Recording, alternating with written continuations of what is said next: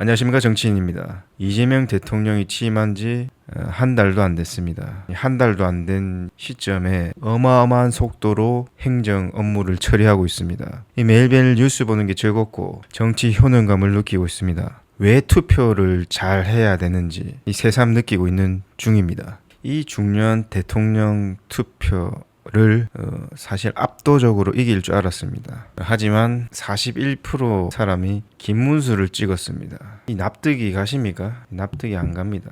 그래서 오늘의 주제는 유시민을 잃으면 우리는 앞으로 이길 수 없다입니다. 대선 투표 며칠 전에 유시민 작가의 발언이 논란이 됐습니다. 온 언론에서 수백 건의 기사가 쏟아졌습니다. 요지는 이겁니다. 김문수 부인 설란영 씨가 노동운동은 가격하고 못생긴 사람이 하는데 자신은 예쁘고 문학적이다. 그래서 나는 반대되는 사람이다. 노조할 사람이 아니다라고 이제 발언을 했습니다. 그러자 딴지방송국 다스베이더 김호준 씨가 유시민 작가에게 질문합니다. 아니 과거에 학출 노동자 출신인데 어떻게 저런 발언을 할 수가 있냐, 이해가 안 간다 라고 질문을 했습니다. 그러자 유시민 작가는 이제 친분이 있었죠. 설란영 씨랑 김문수 씨와의 과거 친분이 있어서 아마 이럴 것이다 라고 합리적 추론을 했습니다.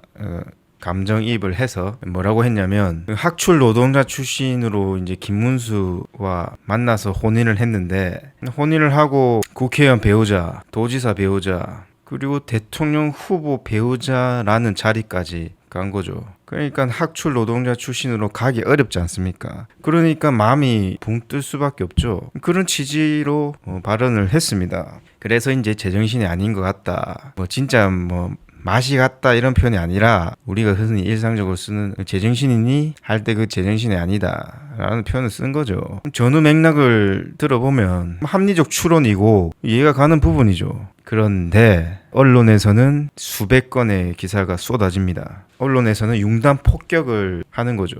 여성 비하니, 노동 비하니, 엘리트 주인이 비난하는 기사가 수백 건이 쏟아졌습니다. 마치 대통령 후보자인 것처럼. 정치평론가의 발언을 누가 이렇게 기사를 수백 건씩 쏟아냅니까? 말이 안 되는 거죠. 이게 사실 보수 진영에서만 공격받은 게 아니라 진보 진영에서도 선을 그었죠. 유시민 작가가 공경에 좀 처했습니다. 그때 당시 핵심만 요약한 유시민 작가의 심정을 잠깐 보고 오겠습니다. 되도록 좀 안 해야 되겠다는 마음을 먹었고. 왜 그래요?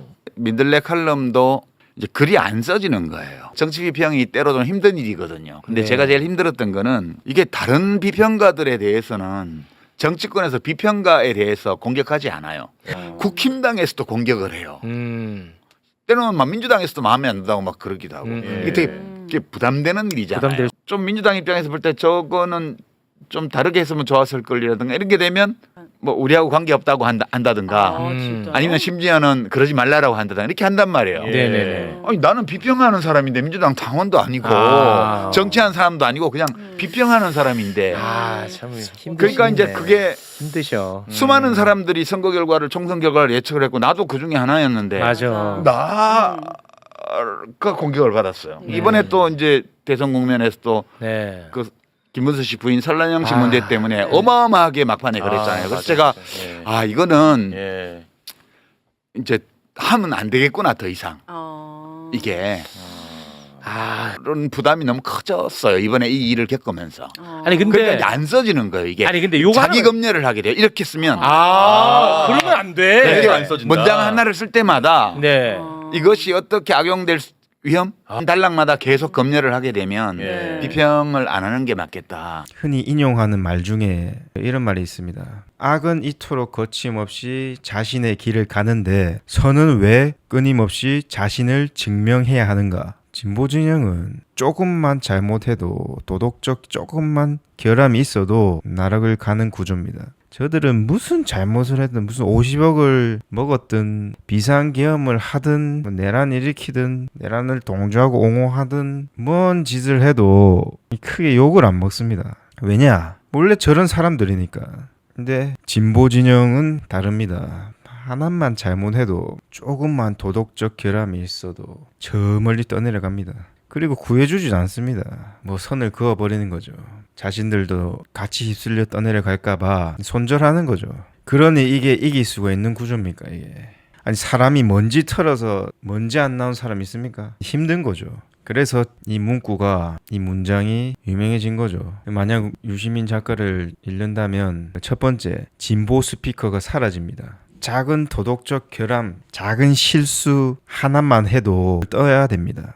그런 가이드라인이 정해지는 거죠. 언론에서 융단 폭격해서 꼬투리 잡아서 그 단어 문장 하나 찝어가지고 꼬투리 잡고 공격하면 은퇴해야 됩니다. 그 사람은. 두 번째, 자기 검열을 시작하게 됩니다. 스피커들이. 나도 모르게 이 말을 했을 때 문제되지 않을까? 이 말을 했을 때 내한테 피해가 없나? 계속 성인군자 수준의 자기 검열을 하게 되는 거죠. 아니 무슨 정치평론가가 뭐 신입니까? 자기 주장을 논리적으로 설명하는 방식인데 그게 완벽한 진리와 논리가 있을 수가 있습니까? 설득력 있게 전달하면 그걸 듣는 사람들이 이제 판단하는 거죠. 원래 그런 직업이니까. 근데 만약 유시민을 잃으면 가이드라인이 정해지는 거죠. 자기도 모르게 자기 검열 계속 하게 되고 그러면 비판적인 목소리를 내기가 어렵습니다. 세 번째, 저널리즘 영향력이 상실됩니다. 4대 진보 스피커 중 사실 독보적인 유시민을 잃으면 돈과 자본이 넘쳐 흐르는 저쪽 세력에게 휘둘릴 수밖에 없죠. 정치 고관여층이야 뭐 덜 하겠지만 정치에 별로 크게 관심도 없고 소위 말하는 중도 성향의 유권자들은 휘둘리죠. 휘둘릴 수밖에 없습니다. 자꾸 언론에서 때려대는데 그럼 점점 저널리즘 영향력을 잃는 거죠. 우리들만의 잔치밖에 안 되는 거죠. 확장을 못하는 거죠. 그럼 투표에서 불리해집니다. 네 번째, 정권 창출이 불가해집니다. 영향력 있는 스피커들을 하나 둘씩 잃으면 결국 투표에서 이 부안해동한 사람들에게 지고 맙니다. 저희는 결국 같은 한 표거든요. 1인 1표니까 진보 스피커의 영향력을 잃으면 이 부안해동하는 인간들이 늘어날 수밖에 없습니다. 그럼 결국 투표에서 지는 거죠. 현재 우리가 싸우고 있는 대표적인 이 세력들입니다. 크게 세 가지로 볼 수 있는데 첫 번째, 국민의힘입니다. 뭐 말 안 해도 다 아시겠죠. 내란을 일으킬 때 뭐 내란의 힘이라는 타이틀까지 붙인 당입니다. 불법 비상계엄을 선포했는데 윤석열과 손절하지 못하고 동조한 세력이죠. 한 몸이라고 봐도 무방합니다. 두 번째, 언론사입니다. 이 기레기란 말이 상당히 수치스러운 말인데 이제는 뭐 자연스럽게 쓰이는 표현이죠. 앞으로 아마 이재명이 잘한 건 보도를 잘 안 하고 불리한 건 학대해 보도합니다. 이때까지 그랬고 앞으로 이제 그럴 겁니다. 세 번째, 사법 카르텔입니다. 이 검사 집단, 이 판사 집단 말 안 해도 다 아실 겁니다. 대표적으로 심우정 검찰총장, 지기현 판사, 조희대 대법원장 등이 이 내란 때 활약을 많이 했죠. 그러면 이 어떻게 해야 되는가? 첫 번째는 검찰 개혁입니다. 검찰청을 폐지시키는 겁니다. 현재 검찰은 수사, 기소를 모두 하고 있는데 수사권은 중수청, 기소권은 공소청을 만들어서 이 분리시키는 거죠. 그리고 수사는 중수청, 국수본, 공수처가 이 세 주체들이 이 세 기관들이 나눠서 하는데 이 수사라는 게 겹치는 영역이 있습니다. 그 영역을 이 국가수사위원회가 조율해주는 역할을 합니다. 민주당에서 지금 이제 시작하고 있기 때문에 이대로 하면 됩니다. 그래서 크게 어려울 게 없고 뭐 검찰도 분위기가 뭐 이미 이제 받아들이는 입장이라 뭐 포기를 한 거죠. 뭐 자기들이 어떻게 할 수가 없으니까. 그래서 앞으로 이렇게 될 것이다. 두 번째는 언론 개혁입니다. 이 언론 개혁이 참으로 힘든 분야입니다. 왜냐하면 언론은 공적인 역할을 하는 사기업입니다. 이 사기업을 뭐 어떻게 개혁하는 뚜렷한 방법이 크게 막 획기적인 방법이 많이 없습니다. 그래서 나온 게 일단 언론사에게 지급하는 국가 지원금, 국가 보조금, 나라에서 지급해주는 돈을 없애고 미디어 바우처를 실행하는 겁니다. 미디어 바우처가 뭐냐? 이 소비자가 마음에 드는 언론사에게 후원 형식으로 후원금을 지급해줄 수 있는 바우처 개념으로 지원해주는 제도인 거죠. 그러면 예를 들면 뭐 김어준의 뉴스공장이 마음에 든다, 후원해주고 싶다. 이러면 이 바우처 미디어 바우처 요거 가지고 후원을 해줄 수 있는 거죠. 내 돈 드는 게 아니기 때문에 부담도 없습니다. 그러면 이렇게 이제 후원받은 언론사들은 후원금으로 자생할 수 있는 거죠. 스스로 힘을 키울 수 있는 거죠. 그리고 반대로 후원 못 받는 언론사들은 도태되는 거죠. 떠내려갈 겁니다. 한마디로 이 시장 경제 체제를 언론에 도입하는 거죠. 좋은 영향력이 있다. 이러면 살아나는 거고 반대다. 그럼 떠내려가고 망하는 거죠. 이게 자본주의 시장에도 맞고. 그러면 상당히 많은 부분이 개선될 거라 생각합니다. 세 번째는 국민의힘 정당 해산입니다. 과거에 통진당이 위헌 정당으로 해산된 적이 있습니다. 박근혜 때인데 그 이유가 뭐냐? 내란을 모의했다고 해서 해산됐습니다. 근데 작년 12월 3일 비상계엄은 내란이죠, 내란. 친위 쿠데타입니다. 그 친위 쿠데타를 동조하고 옹호한 세력인데 그거부터가 정당 해산 사유에 들어가고, 두 번째는 자기들이 경선에서 뽑은 대통령 후보를 김문수죠. 갑자기 하루아침에 갈아치웠지 않습니까? 한독수로. 말이 됩니까 이게? 크게 이 두 가지 사유로 위헌 정당으로 해산시켜야 되는 거죠.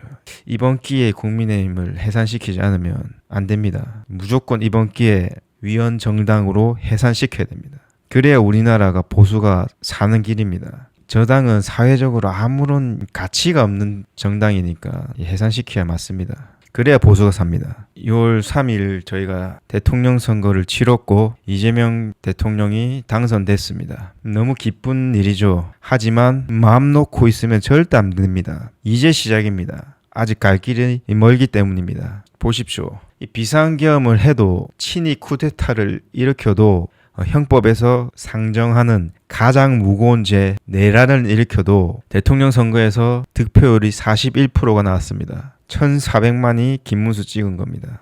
이게 납득이 가십니까 이게? 이번 기회에 개혁하지 못하면 또 다른 윤석열 아바타가 나와서 앞으로 이길 수가 없습니다. 유시민 작가를 대표적으로 말씀드렸지만 저희 진보 진영이 계속해서 투표를 이기고 집권을 하려면 유시민을 잃으면 절대 안 됩니다. 내란을 일으켜도 41% 받는 집단입니다. 저희가 깨어있는 사람들이 잠깐 딴 생각하고 흔들리면 바로 진다는 겁니다. 이게 얼마나 아슬아슬합니까? 그러니 유시민 지켜야 됩니다. 이상입니다.